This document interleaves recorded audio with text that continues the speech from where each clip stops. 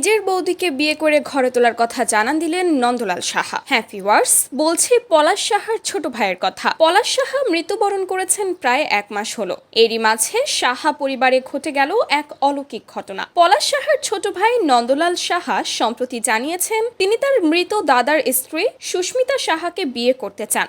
সংবাদ মাধ্যমের মুখোমুখি হয়ে নন্দলাল বলেন, দাদা নেই এমন অবস্থায় বৌদিকে একা রেখে এই সংসার চলতে পারে না। আমি চাই তিনি নতুন করে জীবন শুরু করুক। আমি তাকে সম্মান, স্নেহ এবং নিরাপত্তা দিব। খবরটি জানাজানি হতেই এলাকা জুড়ে চাঞ্চল্যের সৃষ্টি হয়েছে, কারণ হিন্দু মতে এটা কখনোই মেনে নেওয়ার মতো নয়। হিন্দু মতে কোনো বিধবা নারী কখনো বিয়ের পিঁড়িতে বসতেই পারে না।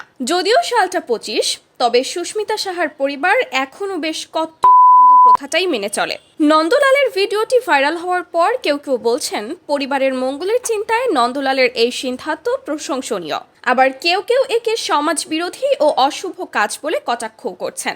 যদিও নন্দলালের ভিডিওটি ভাইরাল হওয়ার পর সুস্মিতার পরিবার থেকে এখনো পর্যন্ত কোনো প্রতিক্রিয়াই জানানো হয়নি।